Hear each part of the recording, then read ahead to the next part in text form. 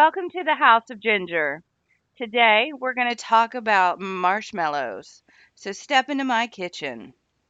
The plant is a perennial flowering herb that grows in marshy areas, and we can thank it for the marshmallows we eat in our s'mores today. The plant got its name due to the marshy environment in which it grows.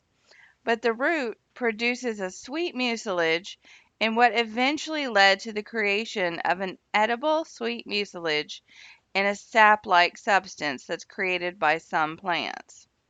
The definition of mucilage by Webster is a gelatinous substance of various plants, such as legumes or seaweed, that contain protein and polysaccharides.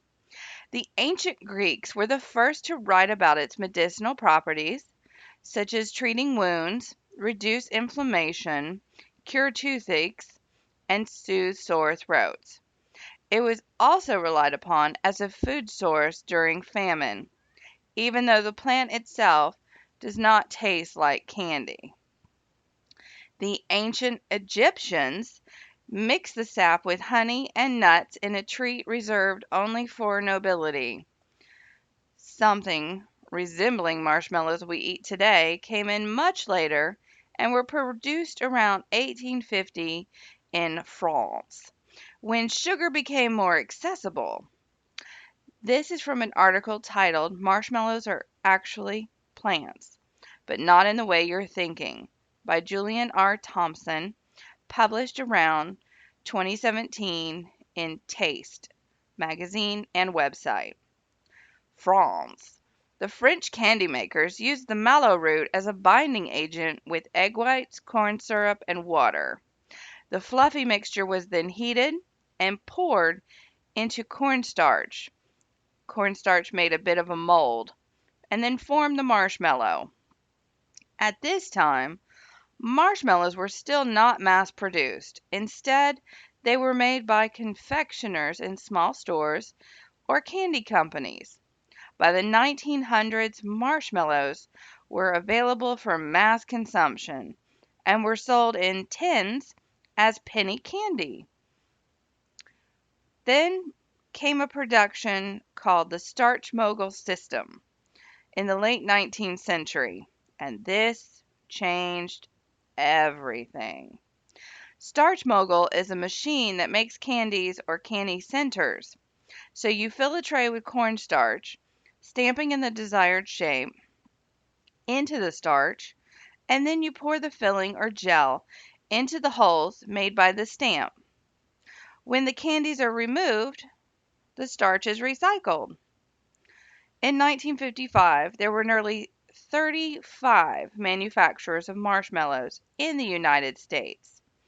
Alex Dumas patented the new manufacturing method called the extrusion process, and this changed the history of marshmallow production and is still in use today. Now it only takes 60 minutes to produce a marshmallow, and today there are only a very few manufacturers in the United States. Marshmallow USA by the Dumont Company, Kraft, and the occasional niche producers that now incorporate popular flavors such as key lime, cocoa, and coffee. In the early 20th century, marshmallows were considered child's confection, sold at general stores along with peppermint drops. Today, you can still find them on the candy aisle in your local grocery store. Through connections with popular foods and clever marketing, marshmallows became synonymous with potluck dinners and get-togethers.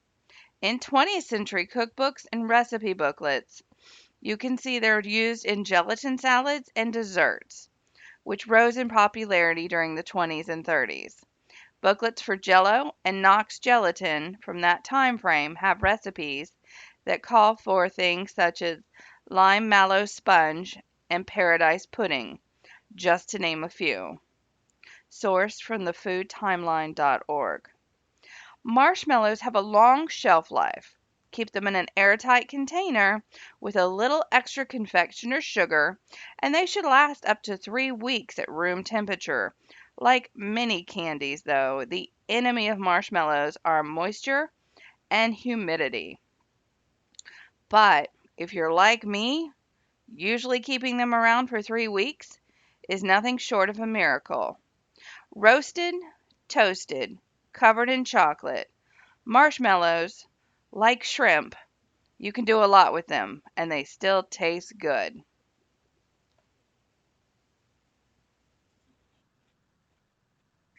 Thank you for coming to the House of Ginger. I hope to see you again soon.